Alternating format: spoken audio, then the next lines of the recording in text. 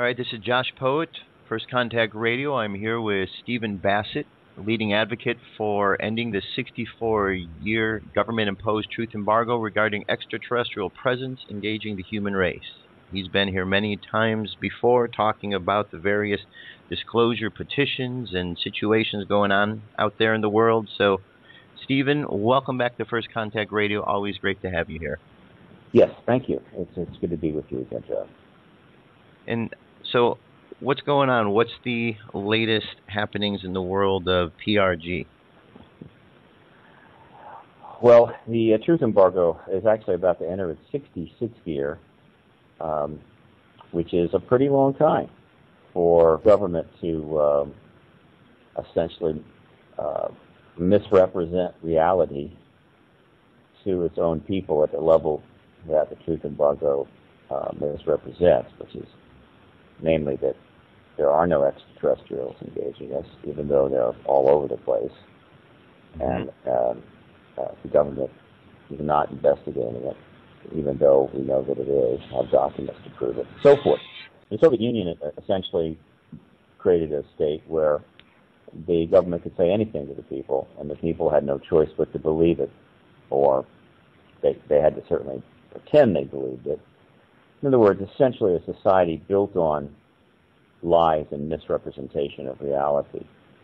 And it lasted from 1918 to 1991, which was a 73-year run, and then, not surprisingly, collapsed into, or at least for a while, chaos. So, fortunately, it was a nonviolent collapse, by and large.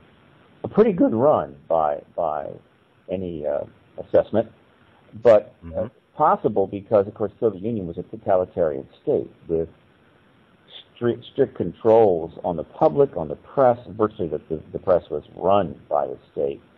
Draconian measures were taken to put people in prison, or worse, if they dared to challenge the state doctrine or challenge any of the state's laws. And so, with all of that going for them, and of course the KGB secrets, their ability to spy on virtually everyone in the country, they were able to scrape out 73 years. The United States is not a totalitarian state. It has considerable range of freedoms. First Amendment is operating here, maybe a little less so than it has in the past, but still operating. And so the U.S. government, in that context,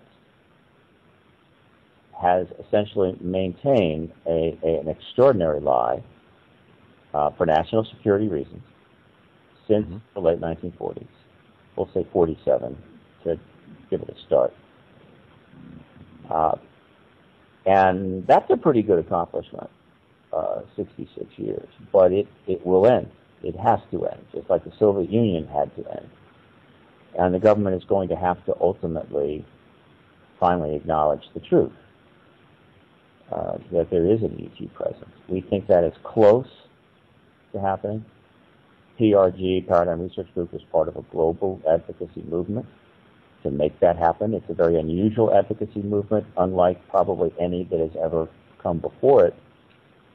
But it is still an advocacy movement in the sense that it's challenging the state on government policy, just like the civil rights movement challenged both state and some federal laws regarding human rights.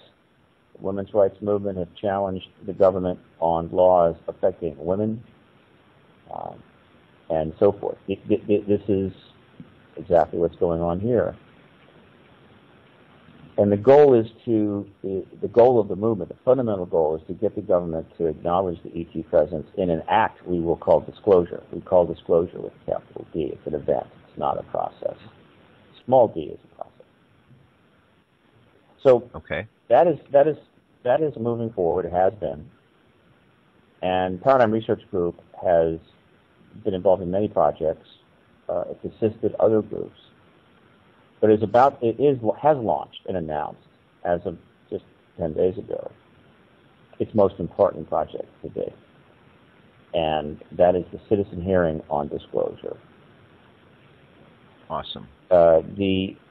This is made possible by $1 million of investment in the project, ensuring that the event, as well as a documentary about this event, will be completed.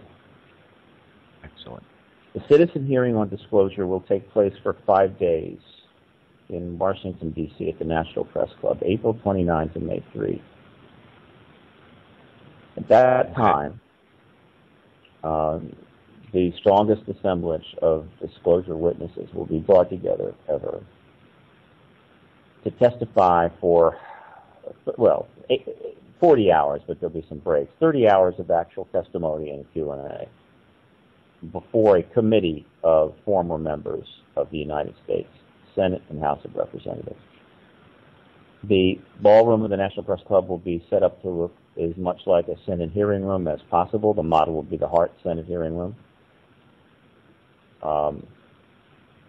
And this will be conducted as close to an actual congressional hearing as possible. There will be a public section of about 300 people. There will be press section, and there will be obviously testimony tables, and there will be a committee table. The motto of the citizen hearing is, if Congress will not do its job, the people will. And this hearing will be conducted, the citizen hearing will be conducted a few blocks from the Capitol, where the United States Congress has not been doing its job for quite some time. Right. Far too long. That's the basic event that's coming up, but it's pretty big. It's going to be live streamed. The entire thing will be live streamed on the internet. Awesome. There will be witnesses from around the world testifying. So as a result, we're going to have simultaneous translation available to the audience and the live stream in Spanish, Portuguese, French, possibly Russian. There's an enormous amount of global press on this. We expect substantial coverage as well as some live coverage from media. There's going to be 4 months of public relations work to ensure that very few people in the Western world, certainly in the developed world, don't know about this event. It's a lot of work.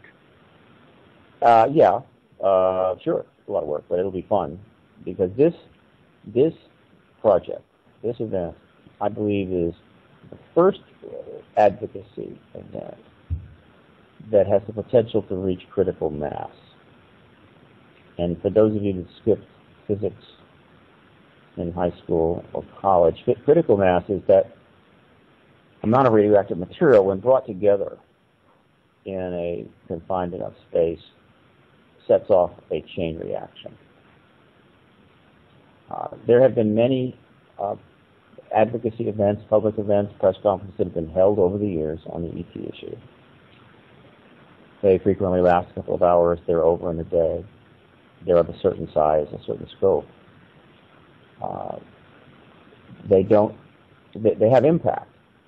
They're noted, but they don't set off a chain reaction in the media, which is where we're fundamentally targeting this event.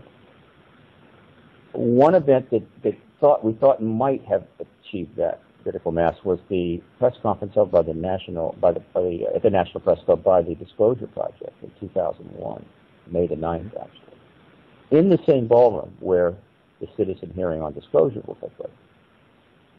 It lasted a couple of hours. 20 witnesses were present that spoke very briefly to quite a bit of press that were put together there and assembled. And then a tape of condensed testimony from about 75 witnesses was presented to the press. Yeah, that was a pretty good deal of information, but it didn't seem to have the big impact that I think a lot of people hoped that it might have. Well, we'll never know because it did trigger some activity behind the scenes. Oh, yes. Yes, and within certain media. I mean, we know for sure ABC Nightline was looking at these witnesses. And some other international press. Well, there was a lot of international press there that day. But we'll never know because 4 months later, of course, the attacks in New York and Washington took place. and that was it. I mean, any developing thread within any of the media regarding the implications of the May 9th press conference were over. It was done. Right. Not just done for a while, but we knew it would be years. It was a blow, but it happened. So that is the closest thing, I think, to this. However, the citizen hearing on disclosure is many times larger in every respect years later. To the day, because the citizen hearing on disclosure will take place April 29 to May 3, so just about the same time as the May 9th press conference held in May of 2001. A lot has happened since then. Since 2001, you've had a dozen countries that have released tens of thousands of their UFO files to the internet without being forced to. One of the key countries being the United Kingdom, which I think has made 9 releases. We've obviously had plenty of additional sightings, a lot more media coverage. Public awareness is even higher. The entire field of exopolitics has developed and started to take hold. Who are some of the different people that are going to be at the hearing? What kind of witnesses are you going to be having? Well, I want to address certain key areas which I think have the most impact, and the press are more likely to get involved. There will be some key researchers that are going to testify to some of the overall picture to put things in context. Then there are going to be witnesses speaking to some of the most important events that have taken place. Most of the witnesses, other than the researchers, are going to be what we call disclosure witnesses. In other words, these are former members of the U.S. government or other governments, military, civilian agency, so forth. In other words, government agency witnesses. Okay. And they'll be speaking to things, to events and evidence that they have firsthand engagement with. They will speak in panels of 3 and 4. So in many cases, they'll be grouped based upon the particular subject matter that they're addressing. And they will present in that fashion. There will be, I think, 40 witnesses. There could be as many as 50. Witnesses, depending upon what happens between now and April. One of the most exciting things that I'm looking forward to, Josh, is between January, when the full website is launched and this thing gets a substantial public airing, and April 29th, there are quite a number, I strongly suspect, government agency people, in almost all cases retired, some of which could be spectacular, meaning they're known persons whose background and history are irrefutable, who have for many years been sitting on the fence on this. They are inclined to come forward and talk about what they know, but they haven't seen the venue. They haven't seen the context that they would be comfortable in doing so. Okay. It isn't broad enough. It isn't deep enough. Whatever the reason, they're just not prepared to come forward at this point. But it's possible that some of these individuals will consider the citizen hearing on disclosure to be sufficiently strong for them to do that. And we may have a few spectacular witnesses emerge. Okay. Now and then. That is my hope. And if that is true, then obviously, if that's the case, then they will be part of this citizen hearing on disclosure and will clearly add substantial power to it. So I'm excited about that possibility. I'm certainly looking forward to that. The answer to your question is, after 16 years, the Paranormal Research Group is about to, I think, conduct its most important project. And the goal of this citizen hearing is not small. Its fundamental aim is to trigger disclosure in the summer of 2013. Literally trigger it. All right. So here's a question for you. Between now and the event, there's a little thing going on that we all know of called December 21st. And outside of the doom and gloom prophecies, we've heard of the possibilities of really a much more open consciousness and open ideas. So it seems that this is really the perfect time as we go forward with people being more open-minded that something like this could really hit. I'm not uncomfortable with this connection. I do not. I'm not someone that feels the Mayans of many centuries ago had some special insight into what was going to happen in December of 2012. With all due respect to my Mayan researching friends, it's an interesting thing that has been seized upon regarding the way they constructed their calendar and so forth. But for me, the entire 2012 subject is really about this particular oddity that was uncovered regarding the Mayans becoming a symbol and a touchstone for people's aspiration for transition. And that's cool. That humans operate this way. The world is the circumstances of the planet and for all of its life on this planet, and not just human life, is under enormous stress. And we are going through a period where we're facing huge problems that have overwhelmed the, how would you say, intellectual capacity and the worldview of the humans of this time. And people know this, and they're being told all the time about what they're facing and what's coming down the pipe.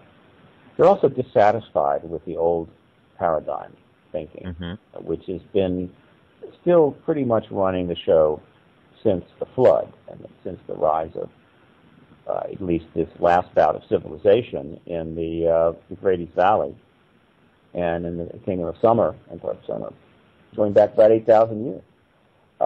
They're pretty much fed up with it. It's the worldview that has been operating, which I call Human Operating System 1.0, is about territoriality. It's about racism. It's certainly about war. It's war upon war upon war. It's about domination and control and many other things. It is extremely male-dominated, and it's highly destructive, almost without end, and people are fed up with it, and they want to get away from it, and they've wanted to for a very long time. These aspirations for transition have been around for thousands of years. Right. Long time. This is the current manifestation, and it's interesting. It's global. I think the concept of 2012 and December 21 and the end of one platoon and the beginning of another and all of that is in the awareness of hundreds of millions, if not billions, of people around the world. So it's become a symbol for transition, and people are investing their desires into it. Now that's a good thing, because it's allowing this sense of transitional need to connect and build in the world. Now the downside is that, in terms of events, nothing is going to happen on December the 21st. There's not going to be any earthquakes. There's not going to be any meteor impacts. There's not going to be some, the whole world's not going to go telepathic for 10 minutes. It's going to be just like December 21st last year, except that, again, it will be sort of there'll be a lot of people paying attention on that day, and in general through the end of the year, to many others discussing these transitional issues. Now, it turns out, and this may be one of the great cosmic coincidences of the last 10,000 years, it turns out that the final days of the truth embargo, which was instituted by the U.S. and its allies, and with non-coerced cooperation from the Soviet Union and Communist China, two major nations who have instituted their own truth embargo, not to help out the U.S., but for their own reasons. That this embargo is probably in its very last days and could end around this time. That is, that would create a transition of extraordinary power, no question about it. The disclosure event where this acknowledgement takes place will be easily the most profound event in human history. Some believe that time will be recalculated from that day. That the calendar might very well be changed in some parts of the world to a AD after disclosure. Calendar of 2014 would be AD1. We'll see, but we'll see, right? It's that kind of magnitude, and so as transitions go, it's perhaps the mother of all transitions. Now, did the Mayans know this? Well, I don't know if we'll ever know that. We might find out. We might find out a lot of things because, and this is kind of a fun thing to speculate about. I enjoy talking about this. As you know, in just a few span years, we've gone from essentially being able to keep track of history by writing things down on dead trees, and in the turn of the century being able to record a few things on some vinyl discs and so forth, to a point where a high school kid is now capable of carrying around, I don't know if they sell them at this point, but they can make them, namely carrying around an iPad or a pad which has in it enough memory to store the entire Library of Congress. Think amazing, about it. Yeah, just contemplate that for a couple of seconds. A high school child could carry around and look at that, search and find the entire Library of Congress on a pad. That's how far we've come in being able to record what is happening in our world, record history. Right. One of the things that these pads are going to do is bring reading back. Reading is going to have a renaissance because access to materials like this is going to be easy and cheap. So, but the point I'm making is that if that is where we are, let us contemplate extraterrestrial star-faring beings who have been extant for many more years than the human race. We know this because our star system is relatively young, and so now that it is decreasingly clear that there's almost uncountable number of planets orbiting stars in our galaxy in zones that would allow life to develop, that obviously there are many civilizations out there, some of which are already engaging us, and statistically, many of them are much older than us. You can pick any number you want, 100 years, 1,000 years, 10,000 years, 100,000, 1,000,000 years, pick a number, to record, to archive what they know and what has happened. Right, it's amazing. And so consider this, Josh. If we do get into formal open contact with extraterrestrials, to the point, not that we may be having clandestine contact, government to government or government to extraterrestrial. This hasn't been proven to me, but it's certainly alluded to a great deal. So let's just talk about open contact. These extraterrestrials may have the ability to say, well, or show us, or provide the media for us to examine. Well, you want to know what's happened on the Earth for the last million years? Check out the DVD. Right. Here it is. You want to know what the mind is really up to? Yeah, we've recorded that. We've got that. So we may have this opportunity to learn in depth the real history of the last 10,000 years, and before that, if they have chosen to record it. And it wouldn't surprise me one iota if they hadn't. So that's just a little taste of the funny games that could be waiting for us on the other side of disclosure. Absolutely. Yeah, that's awesome to think about that. All right, here's a question for you. I don't know if I've ever asked you this or not, but you're very passionate about what you do. And when someone is so passionate about that, it's not just because of a random circumstance. So what is it? Did you have like an experience with extraterrestrials that got you interested in the subject, or what was it that attracted you to this field and wanting to see this information disclosed? What drives you?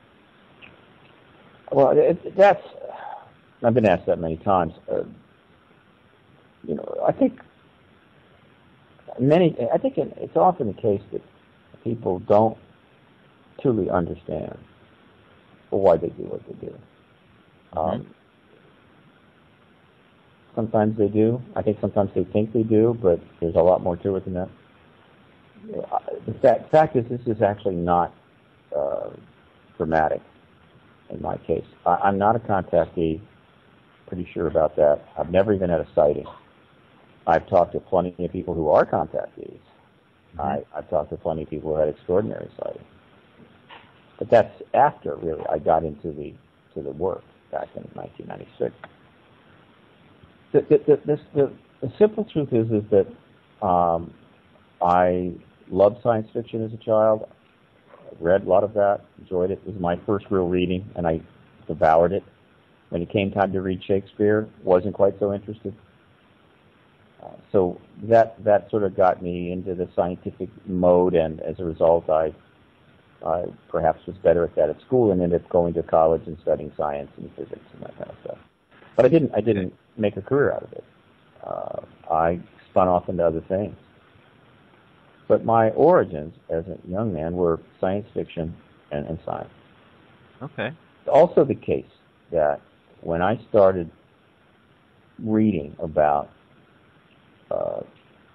certain of the events and cases that were emerging or had emerged, this is back all the way back to the 60s,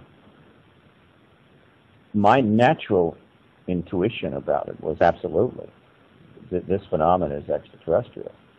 These are non-human entities. Couldn't prove it, hadn't studied the evidence particularly, but when I started hearing about what is the Betty Erin Barney Hill case and others, my intuition was, no, this is absolutely the case. Over the years, I became completely convinced. Okay. I didn't engage the issue. I wasn't involved with it, but I was still paying attention. And just what was emerging in the media, under the umbrella of the truth embargo, which means there was limits, and the media coverage was much more, substantially limited, particularly in the 60s and 70s. Even that was enough to convince me. So it's also the case that my nature, for whatever reason, is I'm an iconoclast. I'm an activist by instinct. I didn't pursue that when I was younger, so that's kind of who I am. But I wasn't doing that. I wasn't an advocate. I was just doing other things that, frankly, didn't have a whole lot of value, as far as I was concerned. So when later in life I decided that I wanted to actually get into something that meant something to me, that was important, that was more than just trying to make a few dollars to pay the rent and never seeming to have enough. All of that, the rat race, midlife crisis, some people would call it. Many people would have one of those, certainly in the last decades. They join the Peace Corps, right? They join the Peace Corps, they go off to Ecuador or Guatemala or whatever, and they help some people out and dig some ditches and open up a clinic, whatever. I did do that. I decided to engage this issue because in 1995, when I was looking at it, again, seriously looking at it, it had matured and was clearly heading somewhere, and I could sense that something huge was approaching, and so it was not a difficult call to go, yeah, that's what I want to do. Since I had no constraints, I didn't have any family, I didn't have any wife or children. I had no career per se that I was going to leave behind. So I was unfettered, and that's one of the characteristics you'll find of people that engage this issue. It's not easy to get into this issue if you have a lot of personal obligations and responsibilities to others. You've got to be kind of freed up because right. It's a tough road, and there's certainly, by and large, almost there's very little money, and you have to somehow find a way to support yourself otherwise. So that's it, and that's the decision I made in '95. And once I got into it, and once I engaged the politics of this, which is what I'm involved in, the implications of the issue, the power of the issue, just grew. I mean, it was obvious. So each year, I became increasingly convinced of how important this was, how far-reaching it was, the implications it had for human society, even for the planet itself and the biosphere, all of that. So It was a case where, it's like one of those cases where you meet a woman and you really like her, and so you marry her, and then it turns out every year you fall even more in love with her because she has all these qualities, speaking as a man about a woman, which is a pretty good thing if you find that, and anybody that does, I envy them intensely. It's like that. Each year, the need, the sense of the needing to pursue this advocacy is only greater than the year before, and that's why my passion is what it is. All right. In all this different stories of the different races and extraterrestrials, is there any particular stories or races that you find more intriguing or fascinating than others? Certainly that is a post-ufology. That's a post-ufology exopolitics question, to be sure. That's not the kind of question people would be asking back in 1965.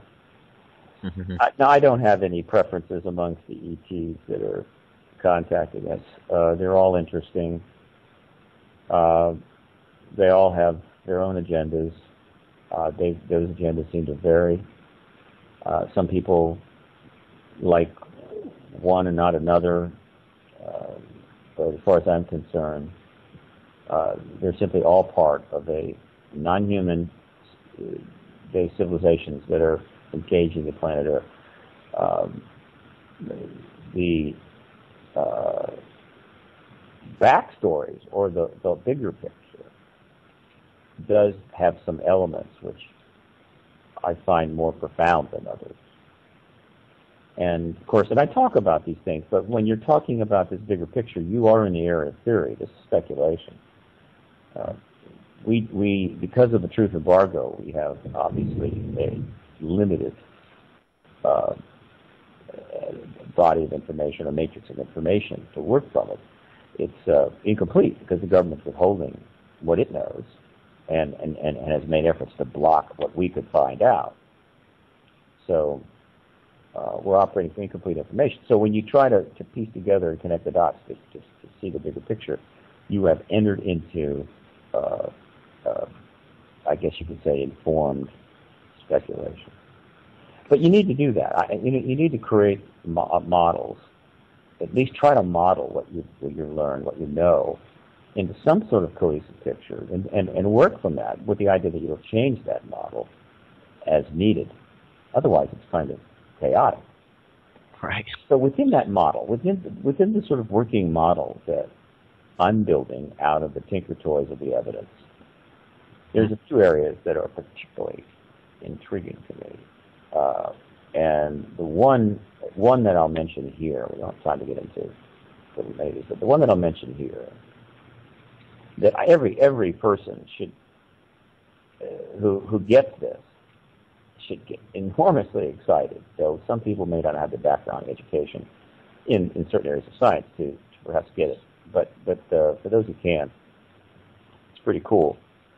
And it's simply this, that there is no question that we're being engaged by extraterrestrials. That is a fact. Mm-hmm. They are almost certainly from other star systems, though there's a remote possibility that they're simply from the future or the past or another dimension. It's a very, very slight possibility, but you can't rule it out. And they could be from both, but almost certainly from other star systems. They have found a way to move around the galaxy outside of the relativity barriers that are posed by that what our understanding of time and space. So they can get from one place to another and be able to do it in a reasonable amount of time. And so what that means is that the galaxy, and let's just confine ourselves to the galaxy and not the hundreds of billions of other galaxies, which again blows your mind. Our own galaxy is pretty large. We'll just focus there. And they have been moving about the galaxy for a long, long time. Now let's combine that with another piece of information that is, I believe, a fact. That humans are being directly contacted by ETs. We have millions of reports that have come in. Notice as well, millions. Let's just say it's excess of 1 million. That's a big number, right? These big number, yep. Coming into the researchers from contactees that have been accumulating in researchers' files for decades. Whitney Strieber's wife, Ann Strieber, has actually made a point of reading every submission to her husband and to her from contactees out there. And I think she is past the 500,000 mark. Wow. And this evidence shows that there is considerable interest in genetics, that they're deeply involved in that. Involved in genetic engineering, creating hybrid species, taking material from human beings, working with it. And so when you combine the first point I made with this one, here is the bigger picture conclusion that should excite people greatly. And that is genetic material from biospheres all over the galaxy have likely been moved and swapped out for uncounted millennia. Because these beings are able to do it. They can take some genetic material from a biosphere and a planet 1 million light years away, bring it here, and combine it with genetic material here for whatever reason, whatever purpose they may have.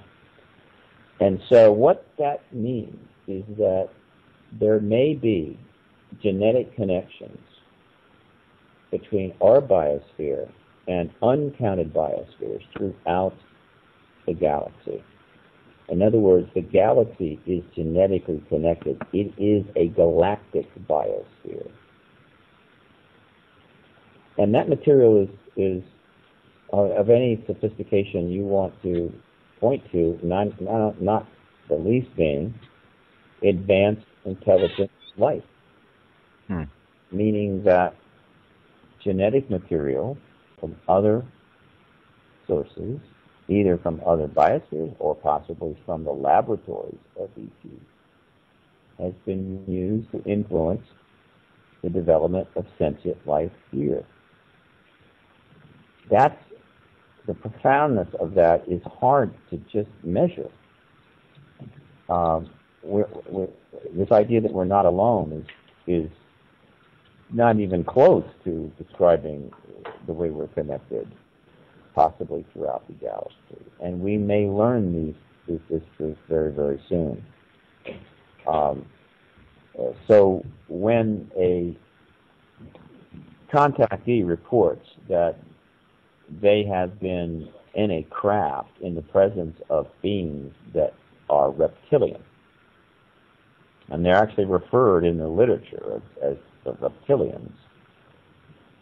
That may not be because, gee, on a biosphere 1,000 light years away, a whole a billion-year life evolution process occurred, completely separate from the planet Earth, and happened to develop a sentient creature that just happened to look reptilian to us.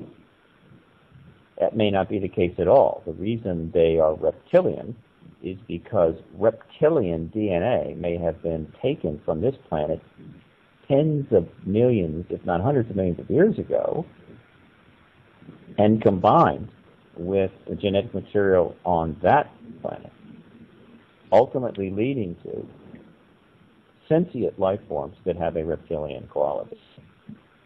That is heavy stuff. But it gets better than that. Let's go one step further. Okay. Consider another possibility in this model that I work with. And it has to do with the group called the Nordics. One of the groups that these report have come to be called the Nordics. That doesn't mean. Well, why are they called the Nordics? They're tall, they're beautiful, they're blonde, they're blue-eyed, they're telepathic, and they're clearly not somebody you're going to run in. But yeah, you could run into them, I think, and not know that they were from elsewhere. But they look extremely human, and gorgeous. I mean, they're perfect, really. I mean, they're just perfect. What's going on with that? Well, there's something very potentially profound going on with that. The odds of a biosphere completely separate from the Earth creating a sentient biped after billions of years of evolution that looks just like a Swedish ski instructor are astronomical. I mean, you have to get into hundreds of trillions, quadrillions to one. It just ain't going to happen. Right. So what is going on with that? Well, there's several possible explanations. One is that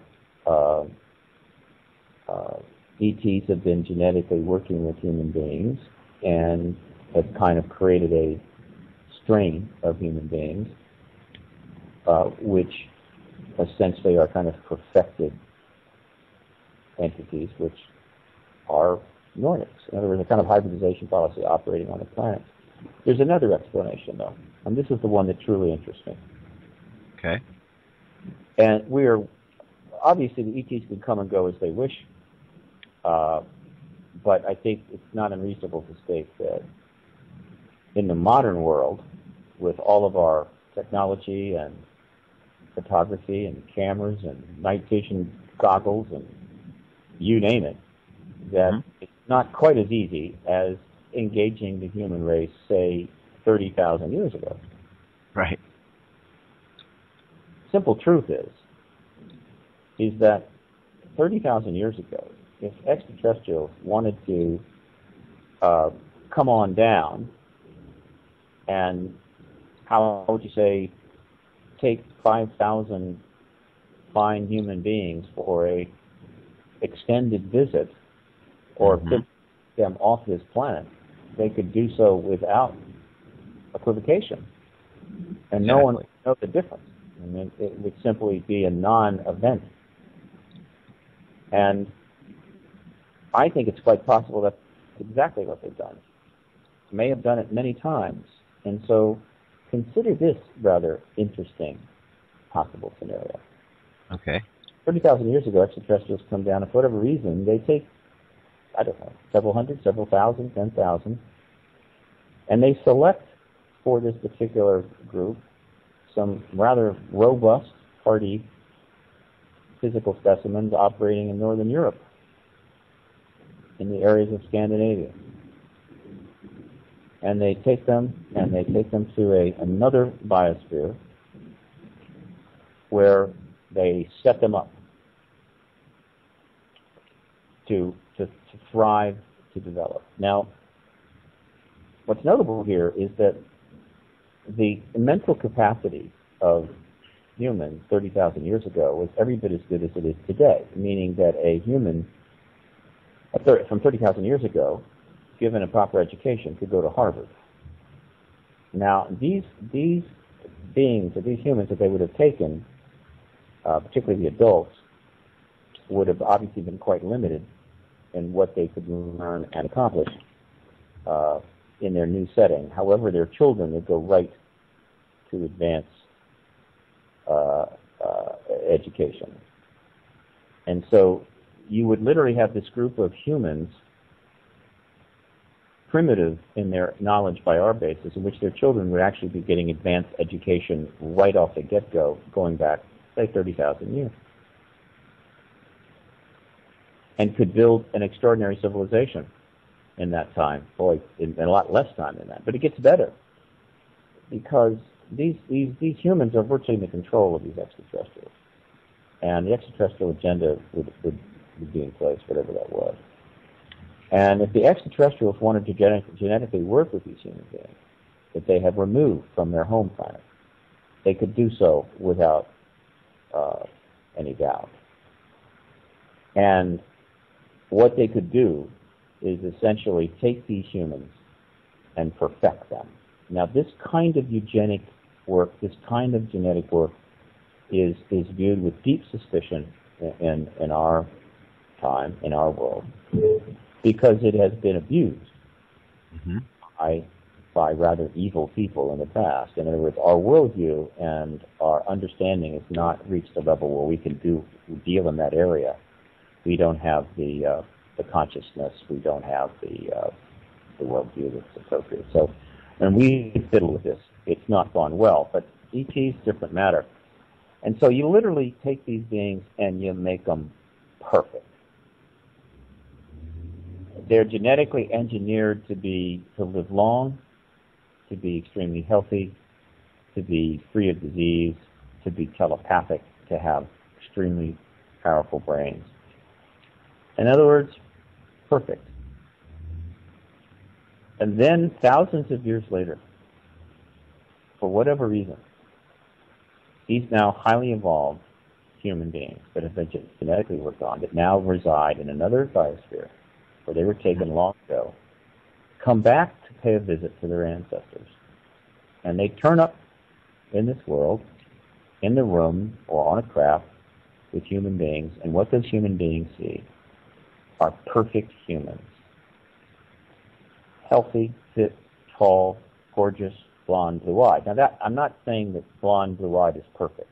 I'm just saying within that genre, because I believe that the ETs could have well taken other groups, and you could find other perfect versions of human beings that didn't look like Nordic. They looked like other of our races. But nevertheless, in this case, we're dealing with the Nordics, which seem to be somewhat prevalent. They turn up frequently, but not nearly as frequently as other groups. Right. And how extraordinary is that? I mean, that is unbelievable. It is. So they're coming back to visit their ancestors, in a sense. And they represent to us what is possible, or could theoretically represent what is possible when we get over our human operating system 1.0 and realize what we can do if our morals and our motivations are coming from the right place. Can we eliminate disease? Virtually all diseases of any consequence? Absolutely. Could we genetically modify ourselves to become much more powerful mentally? Yes. Even having telepathic abilities? Yes. Could we live longer? Yes. Are these things possible? Not only are they possible, we are on the edges of doing these things right now, just based on our own terrestrial science. If you look at the literature, if you study science, you will see that we are right on the point of being able to do most of these things. And the ETs, of course, have had thousands and thousands of years longer to do just that. And now they're engaging us. And so we have a confluence here where things the extraterrestrials can do and have done are back into our world at a time when we're getting close to being able to do some of these things ourselves on a more limited scale. This speaks again to part of the reason why they're here at all. And so I've just given you two thoughts,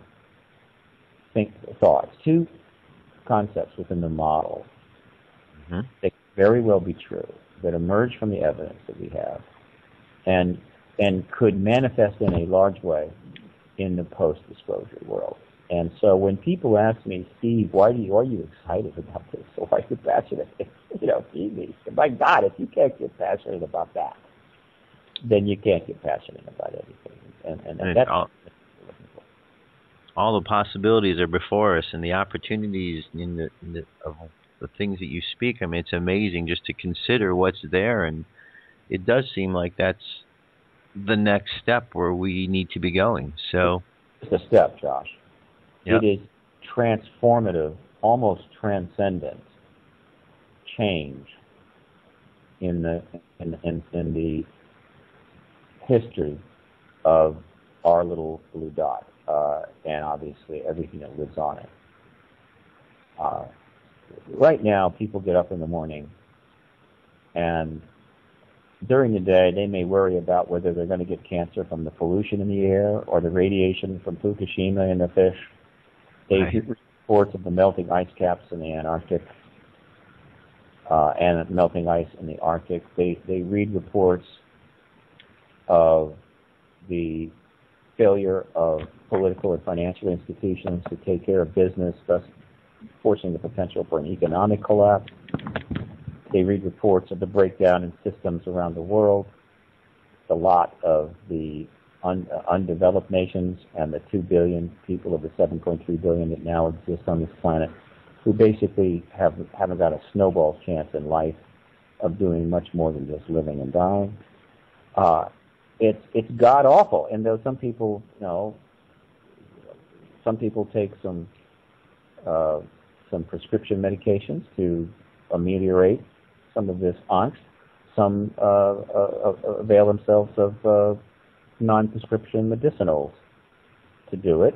Some people just train themselves to put a smile on their face and act positive, which is not necessarily a bad thing. They do what they can do, but this stress that is coming as systems break down in the world is obvious. In the developed world, particularly the United States, you have more people than ever in history are on prescription drugs. They're on what we'll call mood-altering drugs.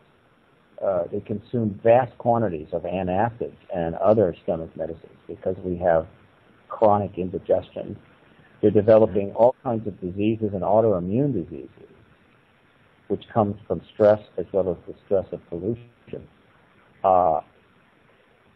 It's not pretty, and it's getting worse, not better.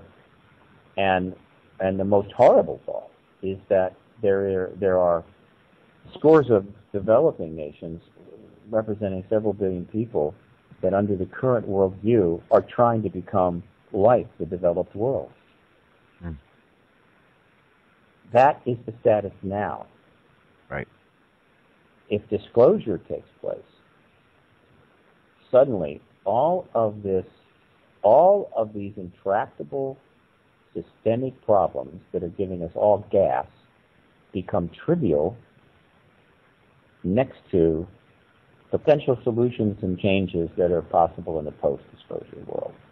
Once the extraterrestrial presence is acknowledged and the information starts to emerge of what governments do in fact know and have developed from what they know about ETs, and I'm talking about technology here, and the full intellectual engagement occurs, because when the universities finally wake up and go, gee, probably we should be studying this, and the intellectual resources of the human race are brought to bear on what is possible in this new world, and possibly, and likely, what comes from direct engagement of these entities in a more formal way. Suddenly, the human race is going to be able to refocus away from these intractable problems to the solutions to these problems, and then to a transformed world. That's roughly the equivalent of a guy who has spent the last 5 years in back in the Vietnam era, spent 5 years in a Vietnam tiger cage, suddenly being released, sent back to the United States, put in a four-story condo, given a wonderful car and a full scholarship to Harvard and MIT. I mean, it's a transformation of that level. It's so big a transition that most people can't get it. They can't grasp it. They can't imagine it. It's too much, right? It's like the human race will have won the lottery, not the little lottery, the big lottery, the $400 trillion Powerball. And most people can't imagine that, though every once in a while they go buy a few tickets and speculate. But overall, they can't conceive of it. That's kind of a way to describe what disclosure represents. And understand that the government policy right now is you can't have that. You can't have a new view. You can't have the opportunity to conjure up solutions to these intractable problems that we can't do a damn thing about. You can't really think about a truly new world. You're going to be stuck in the old paradigm because we just don't want to tell you what's going on. That is right. The truth embargo has come down to, and why it has to end as quickly as possible. All right. Well, I think we're moving in the right direction, Stephen, and you're doing an awesome job, so keep doing all the good work and you're doing because, well, it's important, and I know a lot of people appreciate it. Thank you, Josh. I invite people, your listeners, to go to citizenhearing.org, where they can see the announcement page for the citizen hearing. The full site will go up in early January. They can obviously go to paradigmresearchgroup.org to see a whole lot more about what PRG is doing. I'll be speaking at the Conscious Life Expo in Los Angeles, I think February. Look for that. I'll also be at a conference in Brazil in a few days, the 4th World UFO Forum in Iguazu Falls. It's a pretty important event, heavily covered, and there's going to be some substantial people there. So they're going to emerge from that. Some of the things that are coming up. Watch the skies and be ready for a major change in your lives. Very good. Well, that's great advice. Well, thank you very much, and thank you for being on First Contact Radio, Stephen. I appreciate it, and good job.